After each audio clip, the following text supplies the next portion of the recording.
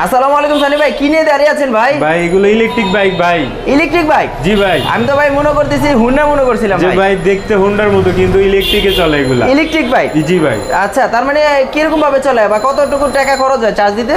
এইটা শুধু পিকআপ দিলেই চলবে, আর কিছুই করতে হবে না। চার্জ দিবেন আর চলবে। আর এটা একবার চার্জ দিতে মাত্র 8 টাকা খরচ হবে। 8 টাকা? জি ভাই। আপনি মুখে বলছেন কি 8 টাকায় খরচ জি, হবে? হিসাব করে নেবেন। যারা ইলেকট্রিক ইঞ্জিনিয়ার আছে তাদেরকে বলবেন যে 500 ওয়াট একটা মোটর চলতে কত টাকা খরচ হবে। আচ্ছা। বা 48 ভোল্ট 20 অ্যাম্পিয়ার একটা ব্যাটারি ফুল চার্জ হতে কয় টাকা খরচ আচ্ছা, হবে। কত মাইলেজ যাবে এটা? এটা 70 থেকে 80 কিলো যাবে। এই বাইসাইকেলটা 70 থেকে 80 কিলোমিটার যাবে? জি, জি। এত ছোট? জি ভাই, এটা এত ছোট হলেও এটার ঝাল আছে। মানে ছোট মরিচে ঝাল বেশি? ঝাল বেশি। লাল এবং ব্লু?